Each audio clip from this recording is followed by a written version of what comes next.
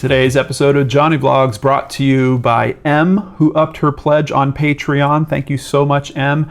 And Scott Fox, a new virtual buddy of mine who I've been communicating with for the past few months. Scott, I really appreciate it. Thank you so much for contributing on Patreon. It means a lot to me. So now, what are we going to talk about today? Well, this has been a real interesting one. I put out the episode of Case Cracked about the Lori Ruff case just yesterday. And there is a name that pops up in that case, which is the scientist who was a former nuclear physicist and now turned forensic genealogist. Her name is Colleen Fitzpatrick. And thank you to Babel Froggy, who shot me a link. Colleen Fitzpatrick popped up in the news again today, the day that I released the video mentioning her. But on a different case about a video I did not too long ago. Is your brain all twisted yet like mine? The Somerton Man. So I'm going to read a little bit of this article from Buzzfeed to you guys just to give you a little bit of insight. And I do believe we're going to get hopefully some more details from her this week. I'll tell you why as we go through this. But first of all, the article mentions of course, Jo Thompson, who is the woman that we believe the Somerton Man was going to visit, and the fact that she had a son named Robin, who was born in 1946. And I never really thought about the dates around this, but Somerton Man winds up deceased, I believe, in 1948. If Robin was born in 1946, that would lead me to believe that he actually went out there to see if he is indeed the father. He was out there a few years prior to visiting Jo Thompson again, or she might have been visiting him somewhere else in the world. We're really not sure. But this article, of course, mentions the two distinctive facial features that we touched on a little bit in the BrainScratch, the oddly shaped ear and the two missing incisors that the Somerton Man had and that Robin seems to share. Robin Thompson died in 2009, but he was survived by his ex-wife, Roma Egan, and a daughter, Rachel. And Rachel, we know, is married to Professor Abbott, who is the person that has been researching this case for years. I mentioned him several times on the BrainScratch episode. But Colleen Fitzpatrick has now kind of made her way into this case as well, which, considering the excellent job she did on the Lori Ruff case, I'm kind of excited because maybe we'll finally get some answers here. So let's see what information we have. Fitzpatrick compared DNA from Rachel and her mother to identify which portions of her genome came from her father. So we talked about this in Case Cracked as well. She basically does an analysis to remove the known genomes that came from Rachel's mom, who we know isn't related to the Somerton Man, and that leaves this core set of genomes that could be traced up and will match Rachel's grandfather at this point. Then the scientists ran those segments through massive DNA databases maintained by genealogy companies such as Ancestry.com to try to find out more about her father's father, the suspected Somerton Man. And some of you were asking about that specifically. What type of data is she running this against? I did see in some articles on the Lori Ruff case that she had mentioned a few different databases, but Ancestry.com is one of them. Apparently now they have these services where you can submit a DNA test to Ancestry.com, and then they have this whole mechanism where you can use it to find people that are like matches of yours that could be possibly third cousins, fourth cousins, or even more closely related family. We're going to talk about that a little bit because I don't know around the privacy of that information, how it works. I would hope that Colleen Fitzpatrick, since she's an expert in this field, has some kind of access to that database.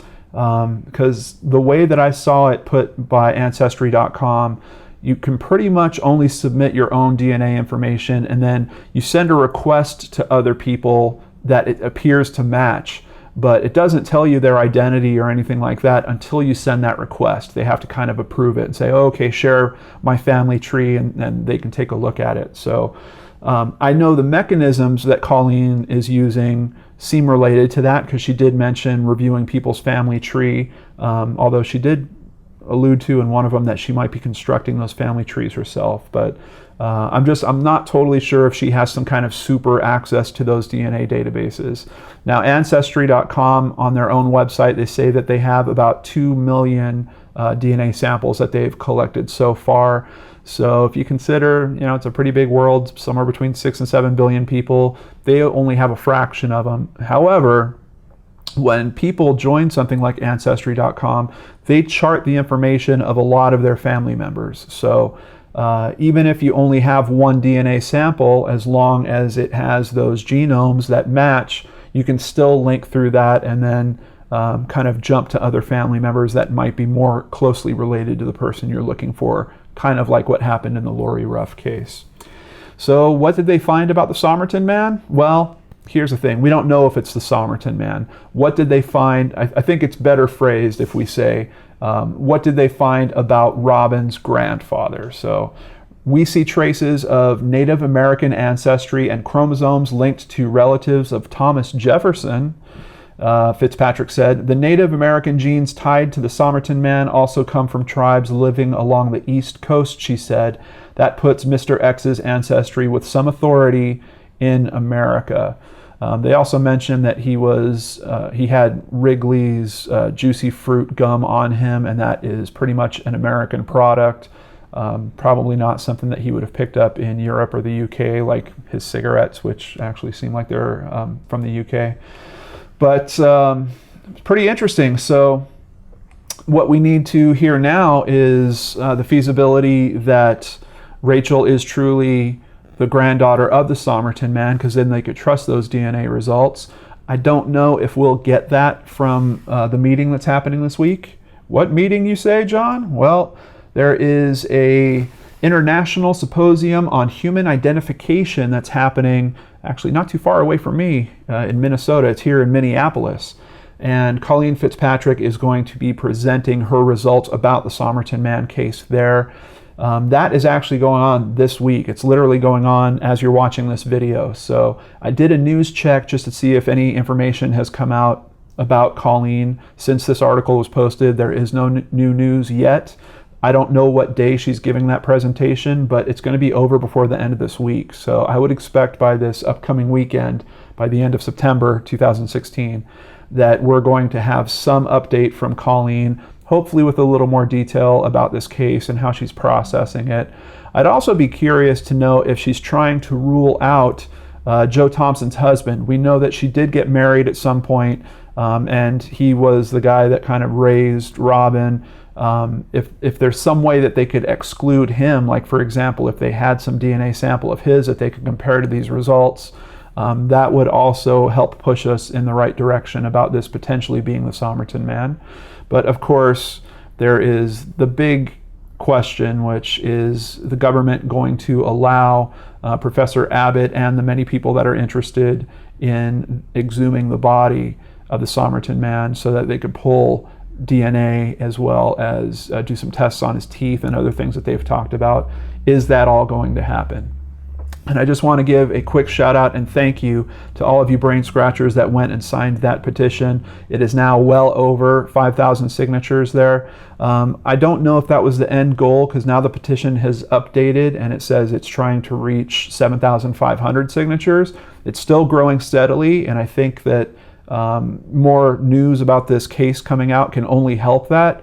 But I don't know what the end goal on that petition is. So I guess our work isn't done. If you feel compelled, please share that petition. I'll put another link for it in the description box below.